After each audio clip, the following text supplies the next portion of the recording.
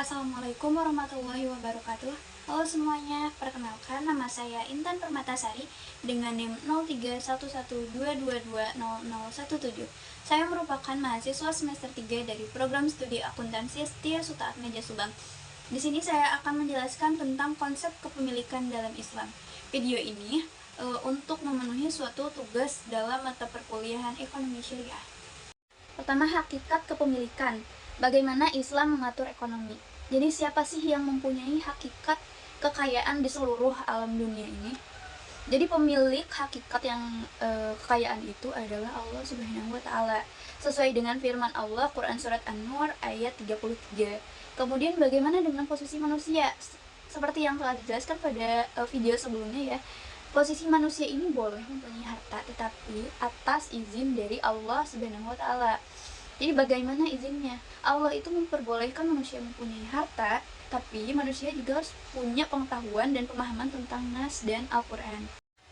Jenis-jenis kepemilikan dalam Islam ada 3. Yang pertama, kepemilikan individu.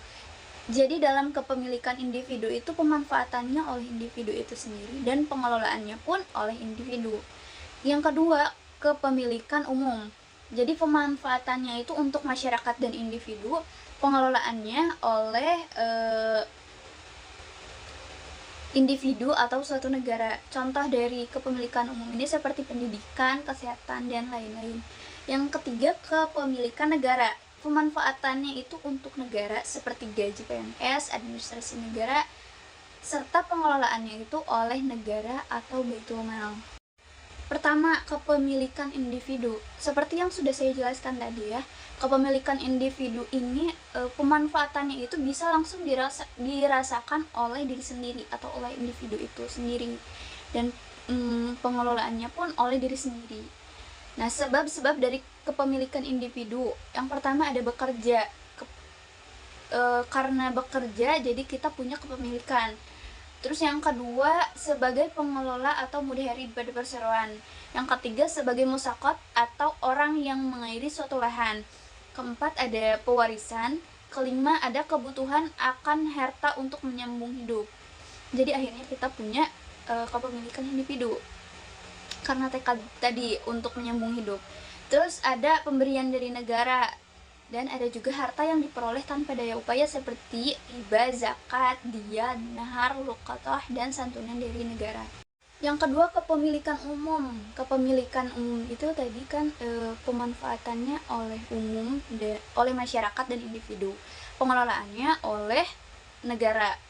Jadi kepemilikan umum itu seperti apa? Seperti fasilitas umum, bahan tambang yang tidak terbatas, dan benda yang sifat pembentukannya tidak dapat dimiliki oleh individu. Menurut pandangan Islam, hutan, air, dan energi itu adalah milik umum.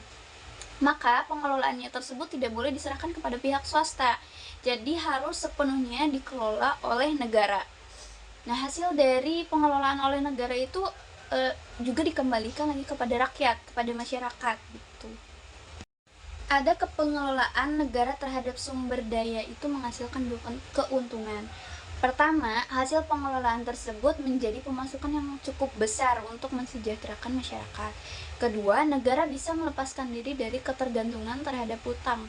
Seperti yang kita sudah diskusikan pada pertemuan dengan Pak Asep ya. Jadi kalau misalkan Indonesia itu memanfaatkan hasil hutan yang ada dari Sabang sampai Merauke, itu pasti bisa melunasi semua utang kita dan bisa juga mensejahterakan semua rakyat kita kalau si hutan tersebut benar-benar dikelola oleh negara. Jadi jangan diserahkan pada pihak manapun, pihak asing gitu, agar bisa melunasi hutang dan mensejahterakan rakyat. Indonesia itu sebenarnya punya banyak kekayaan ya, terutama tuh sumber daya alamnya. Yang pertama, Indonesia itu punya area hutan yang paling luas di dunia. Terus yang kedua, tanahnya juga subur. Di kita tuh ditanam apa aja tuh pasti subur ya. Apalagi di kita tuh banyak dataran tinggi.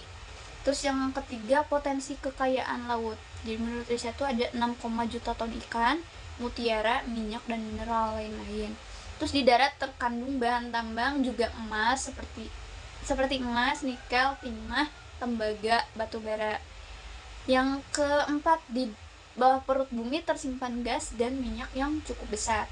Di Indonesia tuh sebenarnya sangat kaya ya. Jadi apabila si sumber daya alam tersebut dikelola dengan baik, maka utang kita itu pasti lunas ya. Tadi kan baru satu aja contohnya, kalau kita mengelola hutan dari Sabang sampai Merauke itu bisa melunasi hutang. Gimana kalau kita pengelolaannya itu dimaksimalkan dari keempat unsur tadi, seperti hutan, terus tanah, laut, ada juga di darat tuh ada tambang, kalau di laut ada gas dan minyak. Apalagi kalau semua itu kita maksimalkan pengelolaannya, pasti udah sejahtera banget ya rakyat kita. Kemudian ada kepemilikan negara. Kepemilikan negara itu tadi pengelolaannya oleh negara atau Baitulmal dan pemanfaatannya untuk negara. Kepemilikan negara ada 4. Pertama fa'i, kedua khoraj, yang ketiga jizyah, yang keempat ganima. Oke, terima kasih. Sekian dari saya. Wassalamualaikum warahmatullahi wabarakatuh.